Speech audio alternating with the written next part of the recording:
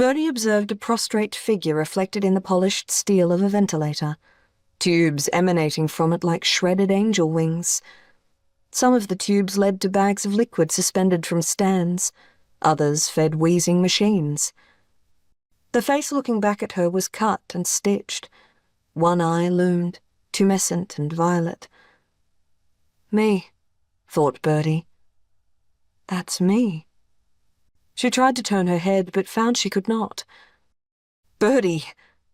She swiveled her one good eye instead and saw her brother, brow furrowed, frantic. A wave of pain barreled towards her, and then absence. Next time, after a long time, she was propped up on pillows, the Queen of Sheba. She could see Mitchell curled in a chair by the window, his knees drawn to his chin. She wanted to attract his attention, but the tube in her mouth and windpipe made it impossible to speak. She could not move her right arm, but was able to use her left. She lifted it as high as she could, and let it drop, a soft thud on the bedcovers. Mitchell heard and leapt to his feet. "Birdie!" Birdie moved her hand, miming writing. "Pen?" said Mitchell. Unable to nod, she blinked. Yes. Mitchell scrambled for the chart at the base of the bed, tugging the paper free and reversing it to give her a blank page. She watched him extract a blue biro from the clip and gently enfold it in her right hand. But the pen fell away. He tried with her left hand. The pain was immense. She moaned. He winced, sorry. But it worked.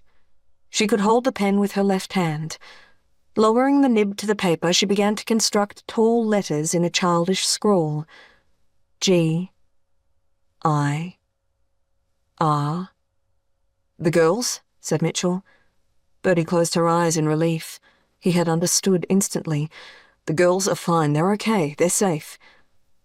A fat tear of gratitude rolled down an obstacle course of sutures and bruises. They are safe. They are safe. Oh, they are safe. The darkness descended again, but Birdie did not resist. She trusted her brother to tell her the truth. Her daughters were safe. A twist in her gut woke her, yet Birdie felt euphoric. Staring at the ceiling, she examined the latticework of yellowing metal strips supporting once white ceiling panels. She listened to the whirring of the machines, the refrain of human ingenuity saving her life.